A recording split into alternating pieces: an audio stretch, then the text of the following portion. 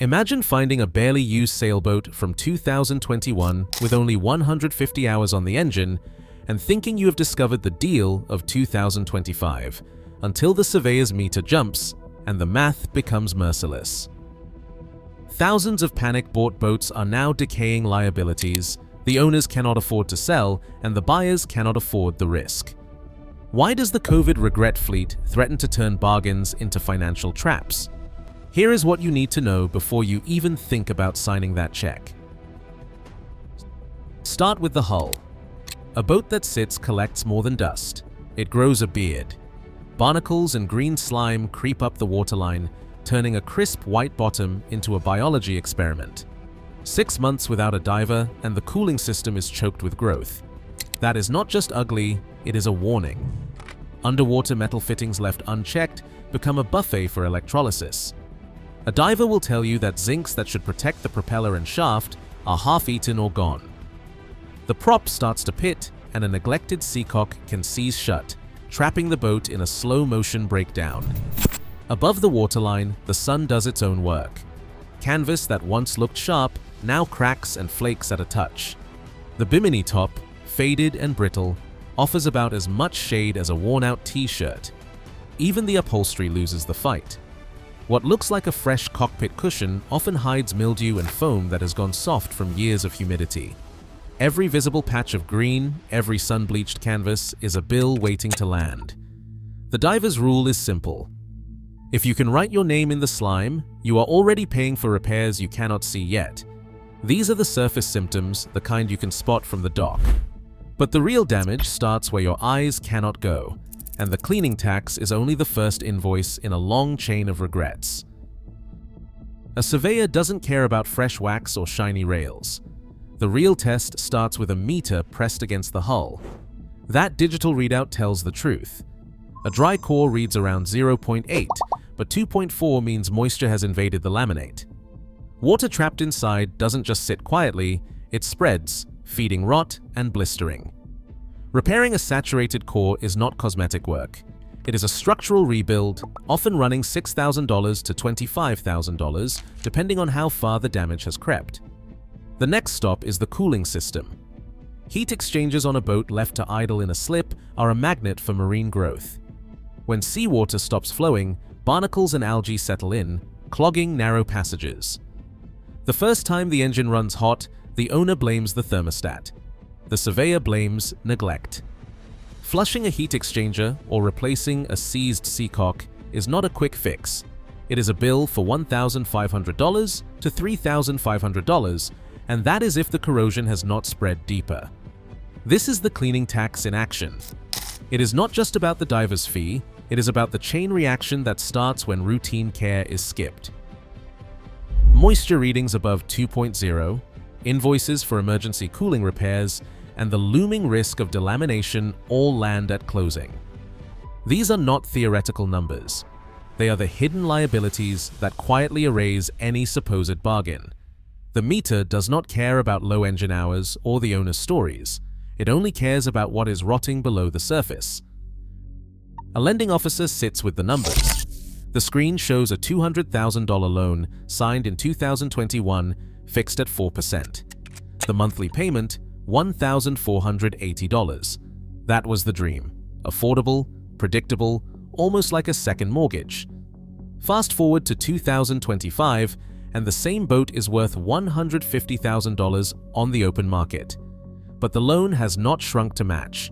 The owner still owes $180,000, staring at a $30,000 hole just to hand over the keys. This is financial gravity. It does not care about how many sunsets you watched from the cockpit or the stories you tell at the marina bar. The math is simple and brutal. Run the numbers at today's rates. A buyer walking in now faces 8% interest, not 4%. On a $200,000 loan, the payment jumps to $1,910 a month. That's a $430 increase every single month, a 29% leap for the same hull and mast. For most buyers, that's a deal breaker. The only way to keep the payment near $1,480 is to borrow less, about $125,000 to $135,000, depending on the bank's terms and the insurance quote. The boat that once felt like a ticket to freedom now looks like a financial albatross. The seller is trapped. To clear the loan, they need a buyer willing to pay $180,000. The market says the boat is worth $150,000. The buyer's math says it is worth even less once you factor in the higher interest, the insurance premium, and the cost of deferred maintenance. The gap is not closing. It is widening every time the bank statement arrives. The calculator does the talking. The numbers do not blink. They just sit there, cold and final, spelling out why so many boats are stuck in limbo, too expensive to keep, too expensive to sell, and impossible to refinance at a loss the owner cannot stomach. In 2025, the only thing floating is the debt. Listings collect dust. The broker's dashboard shows the same faces, the same hulls week after week. Boats that should have moved in 90 days now sit for 200, sometimes 300, with no real offers. This isn't a blip, it's a freeze. The buyer pool has vanished, thinned by interest rates that doubled in 4 years, and banks that treat every application like a risk assessment for a lunar lander. A 2021 boat comes up for sale, the owner still chasing last decade's price. The broker inputs the details, year, hours, asking price. The MLS spits out comps. Every comparable is a stalled listing. The spreadsheet glows red. Buyers run the numbers and walk. The only offers are lowballs, sometimes 30% under ask, because that is what the math supports. At 8% interest, the monthly payment for a $200,000 boat is nearly $2,000. Most buyers can't or won't swallow that, especially when insurance is another wild card. Insurers have started refusing coverage on boats older than a decade, especially if they've barely moved since 2021. If the boat has been sitting, the premium jumps, or the quote never arrives. No insurance means no loan, and the deal dies before it starts. Brokers are caught in the middle.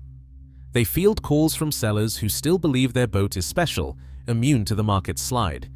But the data doesn't care about sentiment. The average days on market for a late-model sailboat has doubled, now pushing past 200 days. Brokers used to cycle inventory in a season. Now they watch listings age like unrefrigerated milk. The backlog grows, and every unsold boat weighs down the next. Dealers who once closed 50 boats at a spring show now count on one hand.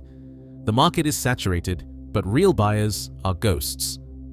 The few who remain are circling, waiting for desperation to set in. Sellers dig in, anchored to 2021 numbers, convinced that the right buyer is just around the corner. The broker knows better. The market is not waiting for hope, it is waiting for capitulation. Until sellers accept the new math, the listings will keep piling up, and the docks will stay crowded with dreams that won't float off the market. A well-kept logbook is worth more than 1,000 photos. Buyers don't just want a clean deck, they want a paper trail that proves the boat's story, line by line. A legacy owner knows this. They pull out a folder with haul-out stamps, oil analysis receipts, and a stack of dated service records. Each entry is a receipt for peace of mind. A haul-out stamp tells you the boat left the water for a proper inspection, not just a quick scrub at the slip. Oil analysis receipts show the engine hasn't been quietly eating itself, metal by metal, while the hour meter ticks up too slowly. Engine logs, compression test printouts, and receipts for major parts are the breadcrumbs that let a buyer follow the maintenance trail all the way back. A surveyor reading through a thick folder finds fewer surprises. When the engine oil was changed, when the heat exchanger was flushed, when the rigging was replaced, every detail is documented. This isn't just bureaucracy, it's leverage. When a seller can hand over years of stamped records, the buyer's offer stays strong. If the folder is thin or filled with gaps, the buyer starts subtracting, first in trust, then in dollars. A boat with a story told in invoices sells closer to ask. A boat with missing pages sells at a discount, if it sells at all. In 2025, paperwork isn't just paperwork. It is the difference between a confident deal and a costly gamble. Two owners stand at the rail, each holding a set of keys they once thought meant freedom. The first is a recent seller, eyes fixed on the water, voice tight. He talks about the dream, sailing to the islands, weekends with family, the promise of escape. He remembers the first year, the new boat smell, the compliments at the marina. But the logbook is thin. There is a gap between the hope and the hours. He shrugs, admits he barely used it. He says, "Life got busy. Costs kept coming. I thought I'd have more time." He does not mention the loan statement, but it is there, hanging in the silence. A few slips down, the legacy owner moves with a different rhythm. He opens a battered folder, pages soft from a decade of salt and sun. Every haul-out stamped, every oil change logged, diver receipts clipped in order. He does not talk about what the boat was supposed to be, he shows what it became. A record of actual use, not just intention. He points to notes from last season, a new impeller, a rig inspection, a long weekend logged with engine hours and destinations. No drama, just routine. The boat is part of his life, not an escape from it. One owner is waiting for someone to take the regret off his hands. The other is ready to hand over a legacy. Between them is the difference between a story that ends in a sigh and one that continues with confidence. The numbers matter, but so does the paper trail. In 2025, the gap is not just in the math, it is in the mindset. Start with the number that matters, your monthly payment at today's rates, not the seller's nostalgia. If you are financing, base your opening offer on what 8% interest actually buys, not what the listing says or what the seller paid in 2021. Pull out your calculator and run the real math. If you want to keep payments near $1,480 a month, the cap is about $125,000 to $135,000 on the loan. That is the ceiling. Everything else is just noise.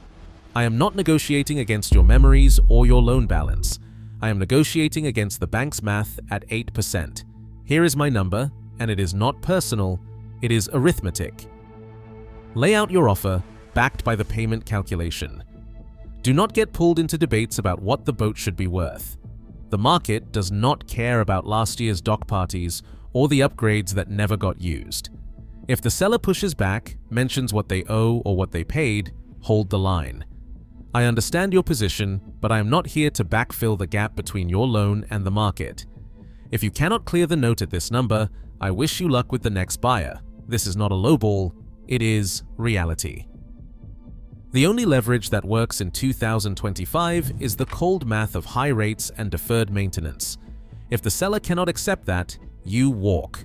There are plenty of boats, but only one set of numbers that will not sink you. Every buyer walks into a deal with hope. The smart ones walk out when the numbers cross the line. Here is where you draw yours. Start with insurance. If a quote comes back over $3,000 a year, that is not a negotiation point, it is a deal breaker. Insurers have started treating underused and aging boats like radioactive waste. No insurance, no loan, no sale. Even if you are paying cash, ask yourself why the risk is so high that the insurance company will not touch it. That is not just a red flag, it is a flare. Next, the loan. If the seller cannot clear the note at your number, walk. Do not get drawn into creative math or promises that the market will bounce back. You are not the solution to their negative equity. If the seller needs you to bail out their 2021 mistake, you are buying regret, not a boat. The market is full of listings that prove this lesson the hard way. Boats are stuck for 200, even 300 days, waiting for someone to ignore the math. Never let a thin logbook or missing diver invoices slide. If there is no paper trail, assume deferred maintenance is waiting to ambush your budget. The absence of records is its own answer. Set your ceiling and stick to it. Walk away from any deal that asks you to compromise on insurance, loan clearance, or maintenance proof. There will always be another boat, but there is only one you. Do not let someone else's sunk cost become your anchor.